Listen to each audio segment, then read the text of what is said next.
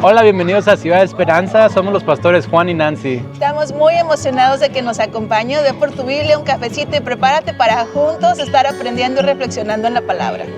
Amén. Hechos, amén, gloria a Dios. Un aplauso al Señor. Y vamos a entrar a la lectura de la palabra de Dios y voy a estar leyendo de Hechos capítulo 27. Y si tienes tu Biblia, y me traje este paraguas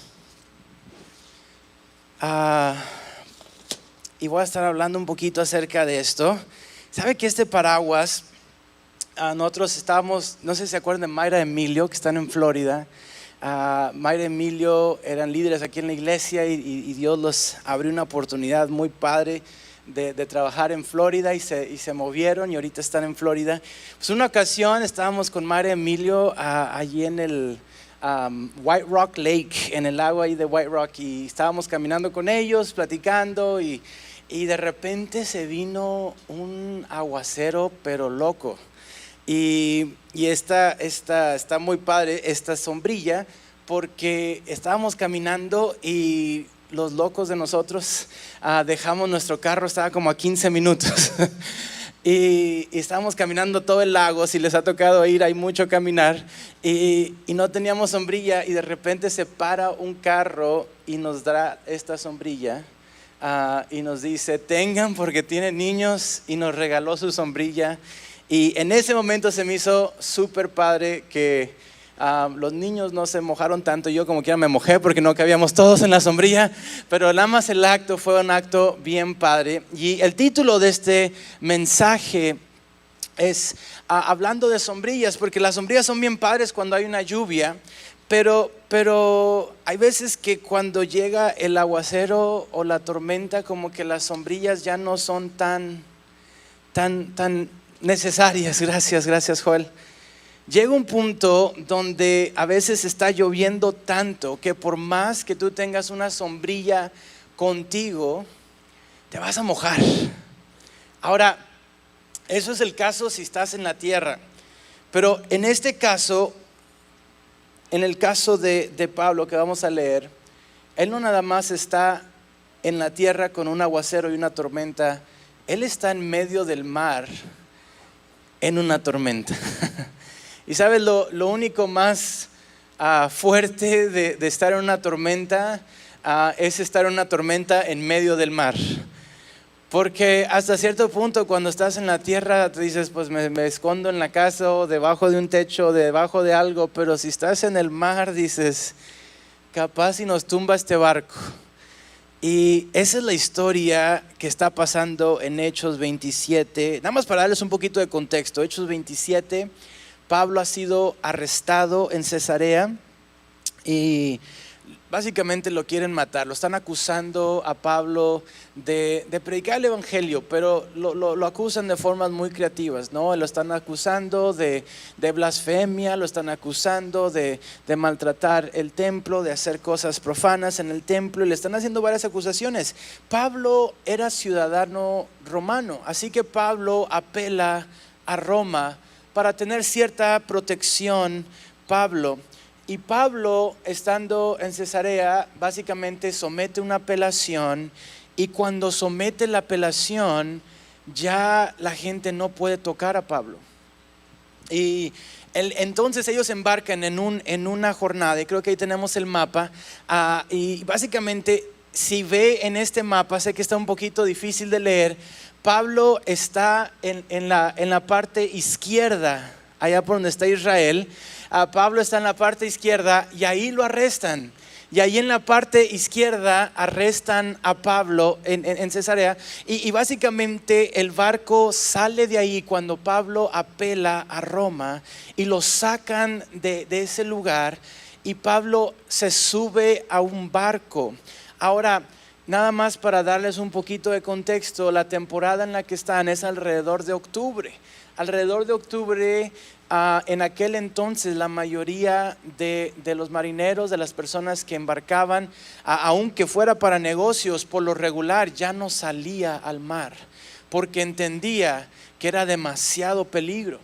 Y en ese entonces aparentemente hay una oportunidad financiera muy buena. Hay una oportunidad para estos negociantes a lo mejor de entregar estos presos. Lo natural hubiera sido que no embarcaran en esta jornada porque estaba muy lejos y esa temporada es temporada de tormentas. Así que Pablo embarca en esta trayectoria como preso porque apeló a Roma, ya no pueden hacer nada por él, así que se lo empiezan a llevar a Roma y allí comienza Hechos 27. ¿Listos? Dice así Hechos 27, cuando se decidió que habíamos de navegar para Italia, para Roma, Italia. Ahorita suena muy bonito viajar para Italia, ¿verdad? En ese entonces no era exactamente el caso, pero dice, para Italia entregaron a Pablo y algunos otros presos a un centurión llamado Julio de la compañía Augusta. Versículo 9, voy a brincar, me dice, y habiendo pasado mucho tiempo y siendo ya peligrosa la navegación por haber pasado ya el ayuno, Pablo les amonestaba. Versículo 10 dice, varones, veo que la navegación va a ser con perjuicio y con mucha pérdida, no solo del cargamento y de la nave, sino también de nuestras personas. Pero el centurión daba más crédito al piloto y al patrón de la nave que a lo que Pablo decía. Versículo 12 dice, y siendo incómodo el puerto para invernar, la mayoría acordó zarpar también de allí, por si pudiesen arribar a Fenice, puerto de Creta, que mira al noroeste y sudeste, e invernar ahí. Versículo 13 dice, y soplando una brisa del sur, pareciéndoles que ya tenían lo que deseaban, levaron anclas e iban costeando Creta, pero no mucho después dio contra la nave un viento huracanado llamado Euroclidón, y siendo arrebatada la nave y no pudieron poner proa al viento, nos abandonamos al viento y nos dejamos llevar. Versículo 20 dice, y no apareciendo ni sol ni estrellas por muchos días, acosados por una tempestad no pequeña, ya habíamos perdido toda esperanza de salvarnos. Entonces Pablo, como ya hacía mucho que no comíamos, puesto en pie y en medio de ellos, dijo, habría sido por cierto conveniente, oh varones, haberme oído. Qué padre que Pablo se le sale ahí lo Pablo, ¿no? Les dije, me hubieran hecho caso. No era tiempo para embarcar, era muy peligroso en esta temporada. Y luego en versículo 22 dice, pero ahora os exhorto a tener un buen ánimo, pues no habrá ninguna pérdida de vida entre vosotros, sino solamente de la nave, porque esta noche ha estado conmigo el ángel del Dios, de quien yo soy y a quien sirvo. Diciendo Pablo, no temas, es necesario que comparezcas ante César.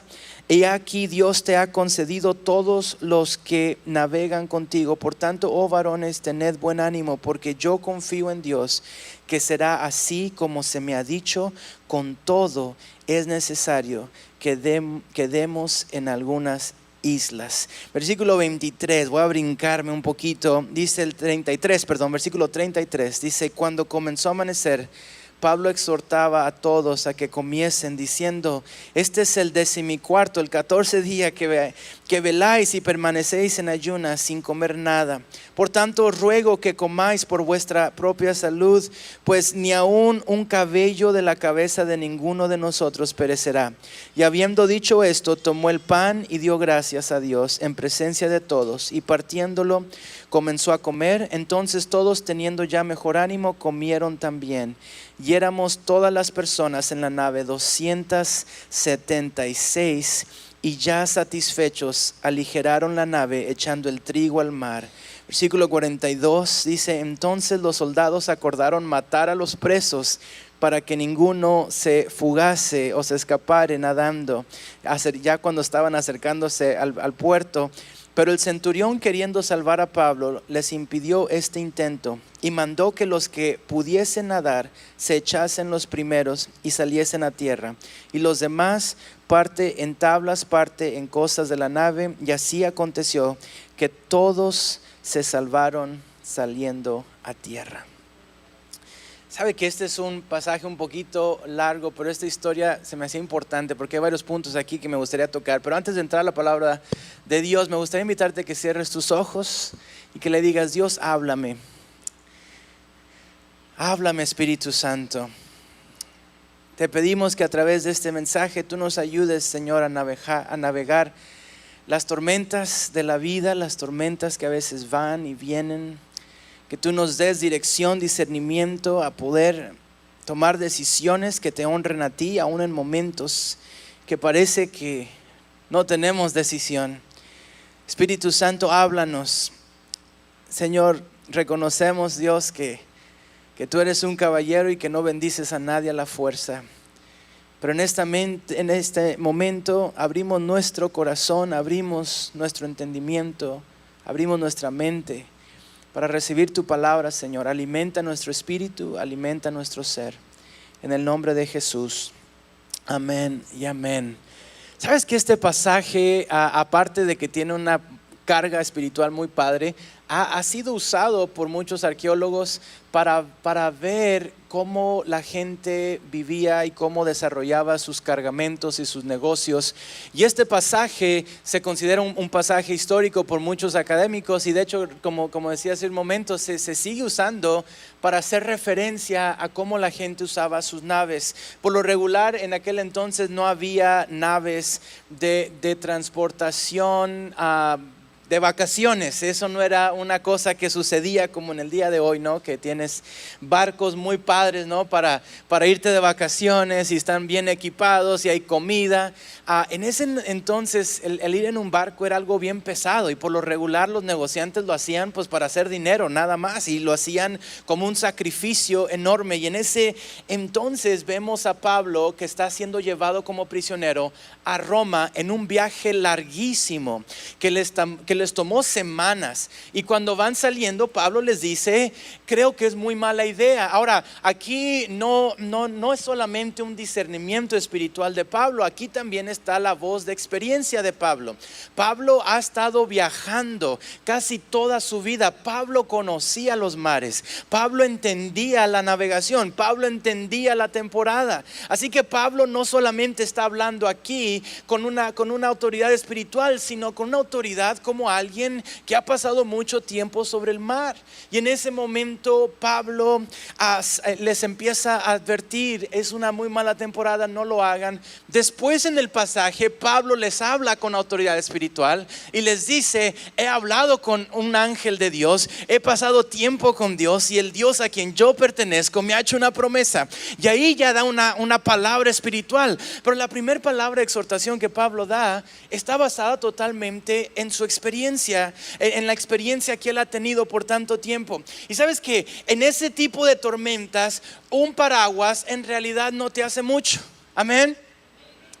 Y yo nada más quiero darte 3 paraguas que a veces nosotros sacamos en la tormenta, que no están haciendo nada para aliviar la tormenta. Hay algunos paraguas que a veces no sé si los sacamos para sentirme mejor conmigo mismo, o lo sacamos porque simple y sencillamente es lo que es lo popular, es lo que está sucediendo, y no sé, no tengo otra cosa que hacer, así que voy a sacar mi paraguas y esperar que en medio de la tormenta el paraguas me ayude. Pero déjame te digo que cuando estás en un barco de aquel entonces, y hay 260 y algo personas en ese barco, y el barco no es de los barcos modernos de hoy en día, y las tormentas están loquísimas en la temporada de tormentas, sabes que en ese momento fue tan fuerte el viento que ellos ni siquiera sabían por dónde estaban. Habían pasado días donde no veían ni el sol, no veían estrellas, era tan fuerte esas tormentas. Y déjame te digo que aún así hay gente que estaba tomando decisiones en medio de una tormenta, que era como si estuvieran usando un paraguas para atacar y contrarrestar una tormenta de muerte, una tormenta seria.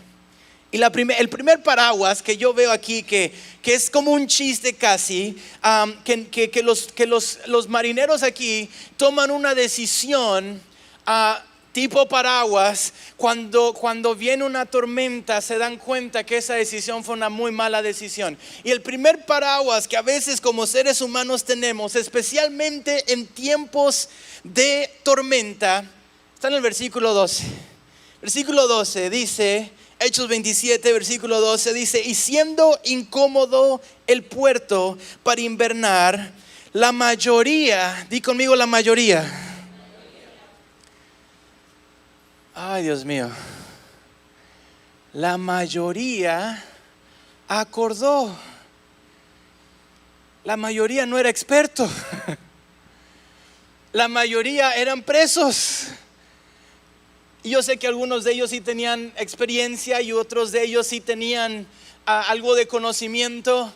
Pero en ese momento el capitán de la nave toma una decisión no en base a su experiencia y la experiencia de alguien como Pablo, que pasa mucho tiempo en estas aguas, sino que en ese momento el capitán decide qué es lo que la mayoría dice. Y sabe que vivimos en una cultura donde a veces hay tormentas y a veces lo peor que podemos hacer es preguntarnos qué piensa la mayoría. Es que estoy pasando por un momento muy difícil con mi esposo. La mayoría te dice divórciate. ¿Sabes qué? Hay una muchacha que hace comerciales de AT&T, muy popular, muy carismática. Y la muchacha que hace comerciales para AT&T le preguntaron, ¿no? ¿Cómo ha sido tu carrera? ¿Cómo llegaste hasta aquí? Haciendo comerciales para AT&T, no es famosa ni nada, y ni siquiera no me acuerdo de su nombre, pero ella dio una respuesta que me dio un poquito de dolor y se me hizo un poquito triste, porque la respuesta de ella es: yo puedo hacer comerciales de AT&T porque un día yo aborté a mi bebé. ¿Y sabes cuánta gente le aplaudió en redes sociales? Y dices, ¿en serio tenías la oportunidad de tener un ser viviente que era tu baby, tu niño, alguien hecho a tu semejanza? Y dijiste, no, porque quiero hacer comerciales de AT&T. La mayoría nos está diciendo tantas cosas en la sociedad donde vivimos. ¿Sabes que hay un experimento social que se hizo cuando apenas estaban saliendo las películas? Y en el experimento social básicamente ponen como que una cámara en un elevador y está en blanco y negro, y la cámara en el elevador muestra a un montón de personas que llegan y entran al elevador, y la única persona que está ahí es la persona que es el experimento. Ella o él no sabe que es un experimento. Pero entran como otras 5 o 6 personas al elevador y las puertas están aquí enfrente. Y cuando todos entran al elevador, los 6 se voltean hacia donde no está la puerta. Y adivina qué hace la persona que sabe que las puertas están enfrente. Se voltea con ellos. Y no tiene idea, y cuando llegan al piso y se abre la puerta, todos se voltean y se salen y la persona queda muy confundida. Y el experimento social básicamente estaba dando a entender que hay muchas decisiones que nosotros tomamos como seres humanos, no porque hay un buen discernimiento, no porque hemos orado y pedido dirección de Dios, no porque a lo mejor alguien, un ser querido que ha pasado por ahí, nos está dando dirección o guianza. La mayoría de las veces, cuando tomamos decisiones fuertes, decisivas en momentos de tormenta, de las peores cosas que puedes hacer es preguntar: ¿qué dijeron los 100 mexicanos? ¿No? 100 mexicanos dijeron. ¿Sabe que ese show a veces dicen tantas tonterías? Y estaba viendo un programa, no lo veo mucho, pero una ocasión estaba viendo un programa, estaba en Saltillo y 100 mexicanos dijeron, y la respuesta está totalmente errónea, pero el punto de ganar es que ¿qué es lo que la población mayor dice? ¿Qué es lo que la mayoría dijeron? Déjame te digo una frase que decía Mark Twain. Mark Twain, un pensador y un creativo de su tiempo, dio una frase que dice, si te encuentras, cualquier circunstancia que tú te encuentres del lado de la mayoría, es precisamente en ese momento cuando tienes que pausar, reflexionar y cuestionar. Amén. Cuando te encuentres del lado de la mayoría, ¿por qué? Decía un pensador, la masa no piensa. Si tú puedes convencer a un grupo de personas grande que hay algo que se tiene que hacer, a veces que ya ni siquiera necesitan una explicación. Estaba viendo un video de cómo algunas personas en la Ciudad de México estaban protestando en contra de que los precios de los apartamentos estaban subiendo y las casas, y era una protesta legítima, muy importante. Pero luego esas protestas de un grupo pequeño se convirtió en un grupo más grande y más grande.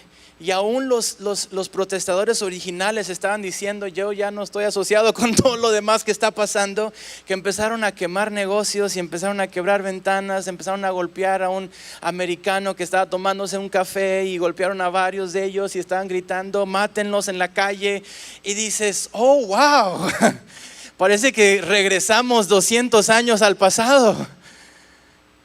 Y veías un grupo de personas con otro grupo de personas y todos gritando, y viene un americano y dice, él es el problema, y el americano tomando su café diciendo, ups, en el lugar incorrecto, en el momento incorrecto, y empiezan a gritar todos que lo maten. Gracias a Dios no lo mataron, pero dices, las tonterías que podemos hacer porque la mayoría las hace, es un paraguas en medio de una tormenta. Porque déjame te digo que la mayoría dijo, yo sé que es peligroso ir al mar en este momento, yo sé que el capitán sabe lo que hace y Pablo sabe lo que hace, pero el capitán dice, es que la mayoría dice, iglesia, tú no eres llamado a ser como la mayoría. Y de hecho hay veces donde la postura cristiana es la menos popular. Hay veces donde la postura de servir a Dios siempre va en contra de la mayoría. ¿Sabes que la mayoría se rió de Noé cuando él estaba construyendo el arca? Pero la mayoría también sufrió una muerte bajo el juicio de Dios cuando Dios lo libró a él y a los que creyeron.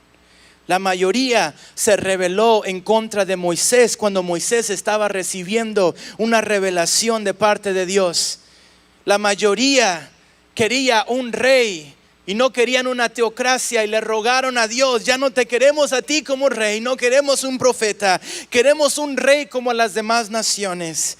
Y el resto es historia de los fracasos continuos de los reyes de Israel. La mayoría creyó que era importante apedrear a una mujer adúltera, y fue un Jesús el que dijo, el que esté libre de pecado, tire la primera piedra.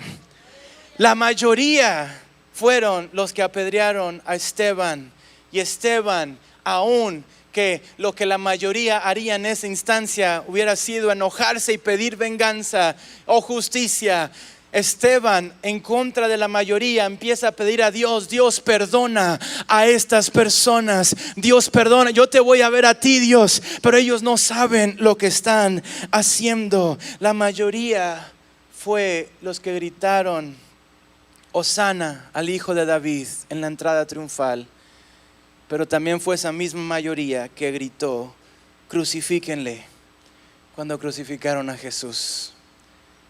La mayoría a veces puede sonar muy intelectual, muy romántico, muy padre. Hay tantas cosas que están sucediendo en nuestra sociedad que no tienen sentido, pero porque la mayoría lo está abrazando, lo estamos aceptando como tal. ¿Sabe que? Y lo digo con todo respeto, pero aquí en Dallas se dio un caso el verano pasado donde una persona transexual estaba bailando, quitándose la ropa, estaba casi encuerado y habían 2 niños en la audiencia y salió hasta en video porque lo postearon con orgullo, lo postearon y le piden a un niño de 4 años que le ponga un billete en una área inapropiada a la persona que está bailando. Y lo que yo digo es, ¿sabes que eso se le llama abuso de niños? Y sabes que en la historia de la humanidad todos hemos entendido que a eso se le llama abuso de menores. Pero si la mayoría en el bar está tomando y dice, esto es divertido, nos estamos divirtiendo, esto no hay nada malo con expresar cierta sexualidad a menores. Y dices, iglesia, vivimos en una cultura donde a veces te va a tocar llevar la contra. Vivimos en una cultura donde no tenemos que llevar la contra por llevar la contra. No tenemos que llevar la contra nada más porque él lo hace así, yo lo voy a hacer diferente. No, pero va a haber momentos donde yo tengo que escuchar la palabra de Dios por encima de lo que la mayoría nos está pidiendo que hagamos.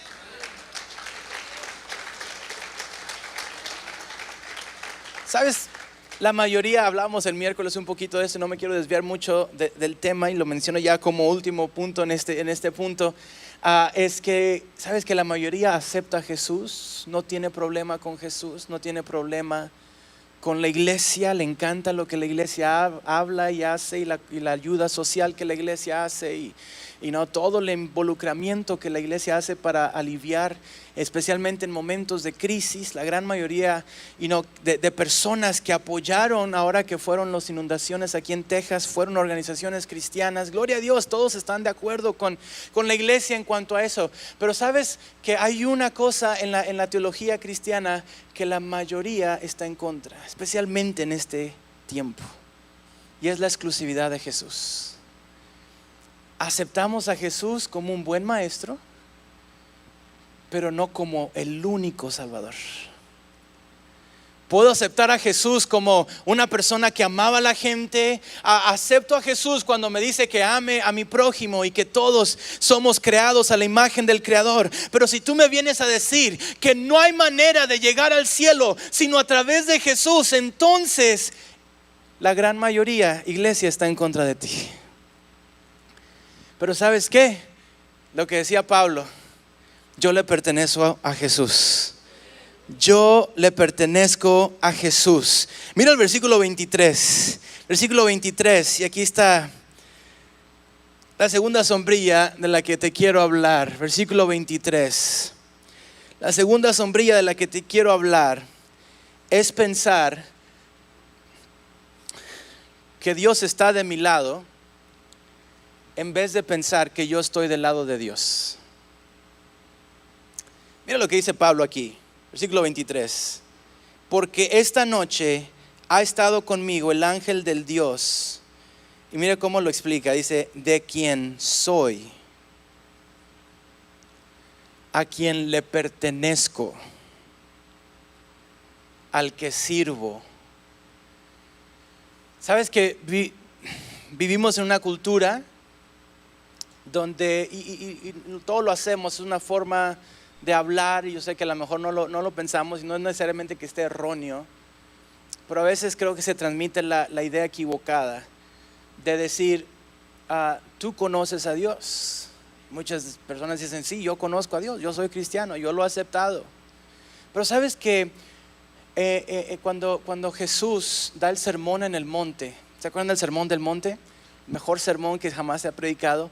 Al finalizar el sermón del monte, está bien bonito el sermón del monte, pero al finalizar Jesús da una realidad que da miedo. Y esa realidad que da miedo, Jesús dice que en aquel día vendrán muchos y dirán, Señor, en tu nombre hice milagros. Señor, en tu nombre hice cosas fuertes, poderosas y alcancé tantas personas. Señor, en tu nombre alcancé multitudes. Señor, en tu nombre alcancé tantos logros.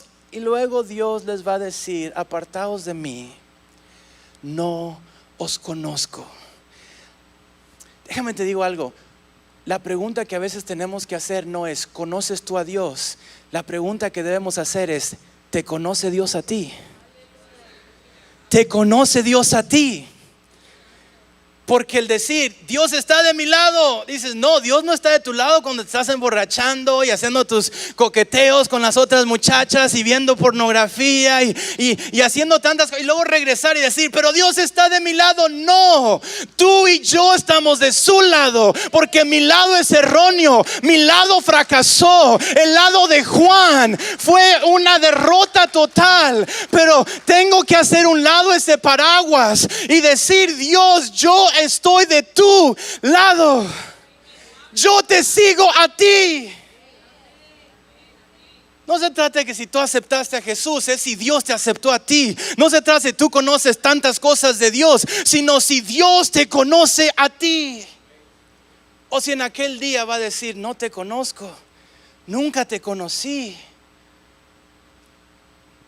Iglesia, digo esto porque muchas veces adaptamos nuestra fe a todos mis deseos carnales, en vez de ser honestos, reconocer nuestra maldad, arrepentirnos y decir yo te sigo a ti, tú eres mi capitán, tú eres la voz que guía mi vida, y no al revés.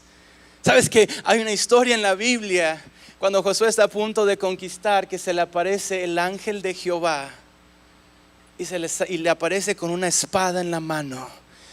Y Josué se asusta, aparentemente como que está en shock, y le hace una pregunta normal: ¿eres del enemigo? ¿Estás del lado de aquellos o estás de nuestro lado? Porque si estás del lado de aquellos y tienes tu espada, necesitamos atacarte. Pero si estás de nuestro lado, pues eres de los nuestros y estamos bien. Y el ángel de Jehová le dice: yo no estoy ni con ellos ni con ustedes. Yo vine a decir a ver quién está de mi lado. Yo vine a ver quién está listo para seguirme a mí. Iglesia, tu llamado y mi llamado es seguir a Cristo. Y uno de los paraguas más grandes que podemos tener en medio de las tormentas, el pensar, pues Dios está de mi lado y está la tormenta bien fea, pero Dios está de mi lado, y están las cosas empeorando, pero Dios está de mi lado, y sigues en aquello que sabes que no honra a Dios y te sigues convenciendo, Dios está de mi lado. No, tira ese paraguas y dile: Señor, estoy listo para conocerte y que tú me conozcas. Estoy listo para seguirte a ti y no nada más crear una versión de un Dios conforme a mi carnalidad. Segundo paraguas es pensar que Dios está de mi lado cuando en realidad yo soy el que está del lado de Dios. Y cuando tú estás del lado de Dios, Dios te quita el paraguas y te da, no sé si podemos poner esta imagen, eso es lo que Dios te da. ¿Sí la tenemos ahí? Dios te da un ancla. Esto es lo que necesitas en una tormenta.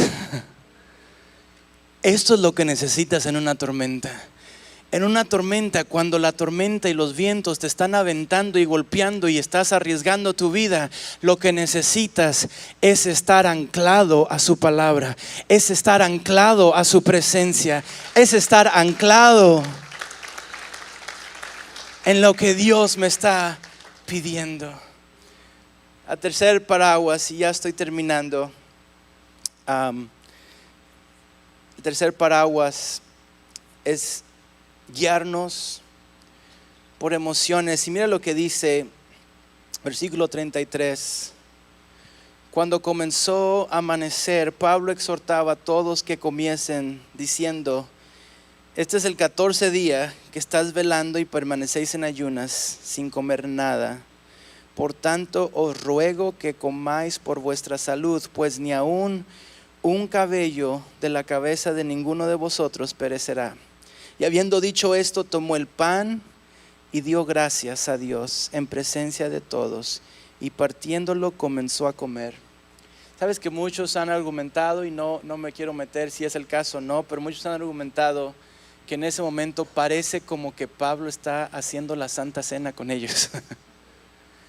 Parece, en base a lo que se está leyendo, como que Pablo a lo mejor está haciendo una cena del Señor y está recordando con ellos lo que el pan representa. Y parte el pan, comparte el pan, pero algo tan sencillo es que en ese momento ellos estaban con tanto miedo que el miedo les estaba impidiendo hacer cosas básicas como comer. Y en ese momento el tercer paraguas es esconderte detrás de tus emociones. Esconderte detrás de lo que estás sintiendo. Y vivimos en una cultura que le está poniendo más y más énfasis en lo que sientes. Y no que siempre esté mal lo que sentimos, no que la multitud siempre esté mal. Sin embargo, hay momentos donde tus emociones te van a engañar. De hecho, dice la Biblia que engañoso es el corazón. Y hay momentos de tormenta donde lo más tentador es decir, ¿sabes qué? Esto ya no se hizo, esto ya no se va a poder, esto mejor tiramos la toalla, este matrimonio se acabó, estas finanzas se acabaron, este trabajo se acabó, mis sueños se acabaron. ¿Sabes qué? Este viaje que íbamos a hacer, que estábamos haciendo a Roma, ya está por los suelos, ya nos dimos por encima, ya ni siquiera coman. Y viene Pablo y algo tan sencillo, Pablo dice, hagan sus emociones a un lado, cálmense y coman. Es bien peculiar que a veces nuestras emociones nos ciegan de cuidar de las cosas más básicas a las cuales Dios nos ha llamado a cuidar. Y hay veces que podemos estar tan estresados que no te cuidas, que no cuidas a tu esposa, que no cuidas a tus hijos, que a veces que puedes tener tantas emociones encontradas que a veces descuidas la presencia misma de Dios. Pero quiero recordar que por encima de tus emociones está una palabra de Dios. Y creo que uno de los puntos más claves de toda esta historia es que al principio Pablo les da una palabra y un consejo en base a la experiencia. Un consejo pastoral. Oh, yo ya he pasado por aquí, no le des por ese camino. Pero la mayoría dice, pero no, Dios está con nosotros.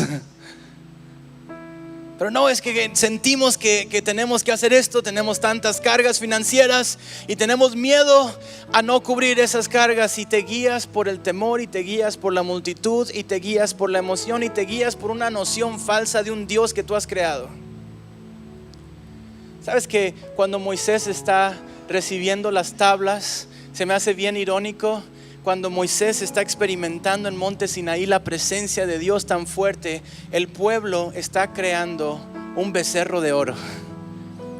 Y sabes que la ventaja de tener un becerro de oro carnalmente es que el becerro de oro tú le puedes adorar y tratar de satisfacer tu necesidad espiritual, pero la ventaja carnal es que el becerro de oro jamás me puede decir qué hacer. El becerro de oro no me dice cómo vivir mi vida. El becerro de oro nada más calma la necesidad espiritual, pero no me reta para nada. Y sabes que ese es el Dios que la mayoría quiere carnalmente. Pero sabes que tu Dios no es un Dios de oro, no es un Dios hecho por manos humanas. Nuestro Dios no fue hecho por ti, tú eres hecho por Dios. Yo no creé a este Dios, Dios me creó a mí. Así que Dios no responde a mis caprichos, yo respondo a su voz. Y es bien irónico que mientras Dios le está dando a Moisés los 10 mandamientos de cómo vivir, el ser humano está creando un Dios que no les dice cómo vivir, que ellos pueden seguir viviendo como ellos quieran, pero por fin tienen a alguien a quien adorar. ¿Sabes el problema con ese Dios? El problema con ese becerro de oro es que ese becerro de oro sí no te dice qué hacer, calma tu necesidad espiritual, pero cuando venga la tormenta tampoco te vas a decir cómo salir. Ese becerro de oro que tú creas que lo hacemos como nos convenga, ese becerro de oro no te dice cómo vivir, pero en los momentos más difíciles tampoco te va a decir cómo salir, porque no habla, no tiene oídos y no escucha, no tiene boca y no habla.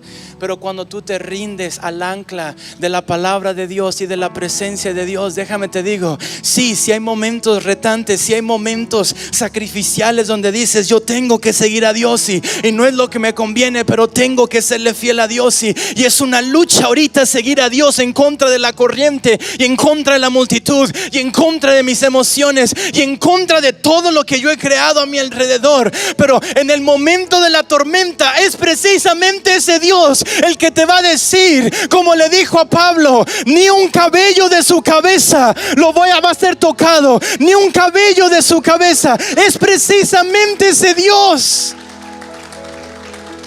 que en todo el proceso de la navegación,